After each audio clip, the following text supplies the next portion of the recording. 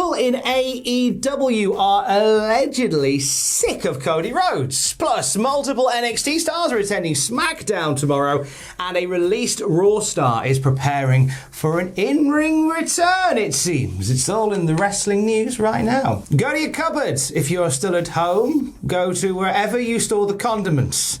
Grab the salt. Hold the salt in your hand. Maybe pour a little bit in your hand. Maybe if you have loved ones in the house, put salt in their hands as well. Just go buy a massive bag of salt, grab a whole handful. That's This one's, yeah. It's a salty one. Yeah. It's one to take with a pinch of salt.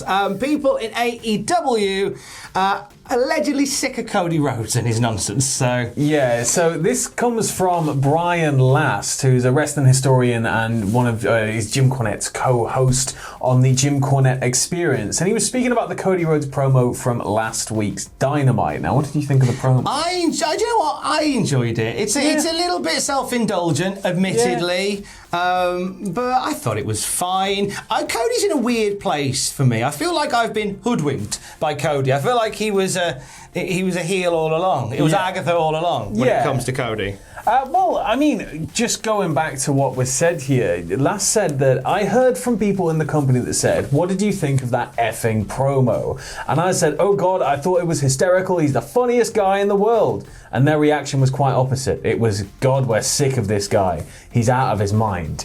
Now, Last apparently mentioned potential backstage heat on Cody last year as well, before it became a little bit of a story. This was when we were talking about the EVPs being at odds.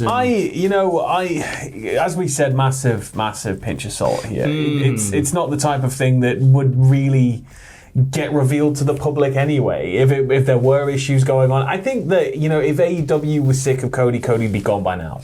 We had those reports of him working as a free agent. Yeah, and Cody's looking to expand into TV and do other things. So I part of me thinks that there was like a theory going around that he's going to re-sign like at the end of season 2 of Roads to the Top or something, and it's going to be this big triumph. I think that's where it's going. Right. But in terms of the reaction backstage, I guess the only reaction that really matters is Tony Khan. Yeah. Because it's one of those things where if Tony doesn't like somebody, then that person's probably not going to be around the company. But if the person's still working here as a free agent, and yes, they're one of the founders, they're one of the EVPs, all that stuff, I don't know. I still see it just as being, I don't know. There's something about this where I'm like, there's more to it. Grab the salt on that one. We'll keep an eye on it as well at cultaholic.com. Tomorrow, SmackDown, we'll see some visitors from, we can't really call it the black and gold brand. We call it the splatter brand. Art Attack brand, yeah. And has led to the ring by the head. PW Insider reporting that Io Shirai, Dakota Kai, Roderick Strong, and LA Knight are going to be at SmackDown tomorrow. We don't know what capacity. Chances are some dark match stuff. We know Dakota Kai did some dark matches back in November for Raw and SmackDown. No way Jose's coming back. They're part of the conga line. Oh. Can you imagine it? No, do not threaten me with a good time. The thing is, they're going to be at the taping, so this could mean that, as you were about to say, they could be on the show in an actual wrestling capacity. They could make an appearance in a promo like Von Wagner that time, where he just stood there like, and then disappeared, never came back. But it could also be the call-up, and these are names that have been thrown around for quite some time. These are names that people are quite interested in seeing on the main roster, seeing where they go with it. I think, everybody's a little bit apprehensive these days about the main roster, so it's going to be worth tuning in. I think there's a few of these who probably may not necessarily fit into the new plan for NXT. So there is a bit of almost a bit of a panic to get them get them in front of the eyes of the creative on the main roster. How many matches he worked? 6. Get out of here! I worked 400. Shut up, Roderick Strong. Roddy. To mention Roddy, I'm a bit worried about Roddy. Just because I feel like I don't know where he goes next in NXT. I'd love to see him in the title picture. This could be it. It could be a fresh start. It could be something new, and that's what we've got to look at it as. For any talent where it feels like they've kind of done everything there is to do for them in NXT, that they're not really going to go get that big singles push. They're not really factoring into storylines now that things have changed. then the main roster's got to be seen as a new chance, and we've got to just, as much as we're going to see the comments underneath, we've got to just see where it goes in a way for a little bit. Play out. But he'll lose one match and then bury him. If he loses like 5 matches in a row, he's being buried. But it's.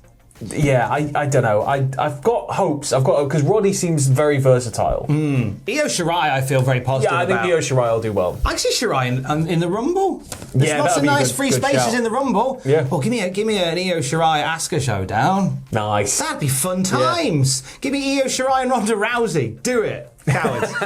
No, I can see Shirai doing stuff in the Rumble, but I'm glad to see her in front of eyes again. Dakota Kai, I think, is a real fun character that could have some fun on the main roster as well. But I think out of all of them, I think the one most likely to do well in that next level of the system is probably LA Knight. Yeah, LA Knight's got that kind of experience before. Obviously, a very well-travelled wrestler, but with all his experience through Impact in general, I think NXT was just almost easy mode for him because he just came in already full of the charisma, already ready to go, and it was like, all right then, okay, let's just treat this as like a little jaunt through here. And I think he's always just been waiting for that call, right? Oh, he's been in the bushes that is Impact and the Beyond, just grinding his level up. Yeah. So he's just walked in here and he's just battering people.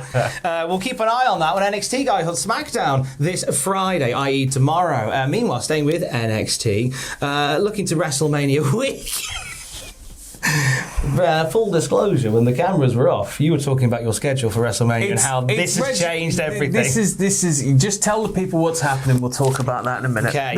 WrestleMania weekend. So we are looking at, first of all, the WWE Hall of Fame going on immediately after SmackDown. So SmackDown will end on Fox, and then Hall of Fame will be on Peacock, either taped or live. I imagine taped, so they can cut down some of those longer speeches. Yes, yeah. PW Insider give us that one. They also give us tentative plans for NXT Stand and Deliver to be a Saturday matinee show between 12 and 3 on the same day as WrestleMania Night 1. Now, last year it was a 2-night special in the run-up to WrestleMania. This time it's a matinee show on the same day. No, the thing is here is that it's nice. We've got a full day of wrestling, but oh my God, our shifts. I'm not going to go any further into it, but just spare a thought for us, WWE, please. All leave is cancelled. Do you know how late we're going to be working? How early we're going to be working now? I'm just going to give up sleep that week. I'm going to have to take up meth. Speed. Again! You've only just got off it, you sucker! It's gonna be. You know what? The thing, I think it shows you how different the feel is for NXT 2.0. Yeah. Because last year it was a 2-day, all bells and whistles, stand and deliver, musical performances, big marquee matches. This time, it's a 3-hour matinee. It was an event, not a pre-show. And the thing is, they can call it a matinee all they want, but if it goes on before Mania, it's going to kind of feel like a pre-show. So they need to do something to make it feel bigger than that. Because if it's just sort of like here's a smallish venue, and it's not going to feel like its own thing. And I think it needs to have its own stamp of personality going on so that we get hyped about that, then we're ready for the pre-show. But I like the idea, though. I like the idea of having a consistent, just day of wrestling. Yeah, I get it. Makes sense. Everybody else will be in Dallas that week doing wrestling. Exactly. And you may as well run the NXT show to stop people from going to other companies, right? That's it. Which is, also part of it. I do quite like the idea of the Fringe Fest, the Edinburgh Fringe Festival of Wrestling. It seriously being back is. It seriously is like that. It's so good. I like it. We'll be tired all week, but we like it. We like it a lot. Fine, now, Lamar, we have to end on some Keith Lee news because we never forgot about Keith. It looks as if he's getting ready for an in-ring return. So he trademarked The Bearcat. Yes! He loved the Bearcat gimmick. He can't wait. Now, he's trademarked Limitless, which I thought he would have given up to the WWE, but he's going to trademark it for himself. He's also trademarked a Limitless logo for merch purposes. Yes. But on the trademark thing, it just looks like he's trying to trademark the letter L. Only I can use the letter L now. Got it for Wales. I want the entrance theme back. I want the theme back. I want to hear the theme back. I want the theme. Keith Lee on the Indies, man. This is going to be amazing. It's an exciting time. I can see why. In our previous video, we talked about Brian Kendrick waiting for his release. We've talked previously about Mustafa Ali wanting to get out. I feel like everybody sees what a burgeoning ground the independent scene is. Well, it's because they were like, oh God, there's a bubble. We need to kill the bubble. Ah! And then they wrapped the bubble up rather than kind of popping it. And then they went, oh, we're spending too much money. Ah! Let the bubble go again. So now the bubble's just inflating. We're going to pop that bubble with more wrestling from Keith Lee. With any luck, he'll spirit bomb the bubble. That'll be fine. More wrestling news as we get it throughout the day at cultaholic.com. Plus, keep an eye out for 9 pitches for the Royal Rumble on Saturday. Definitely Saturday. It hasn't ruined our weekend. Shut up. Stay safe. Love you. Bye.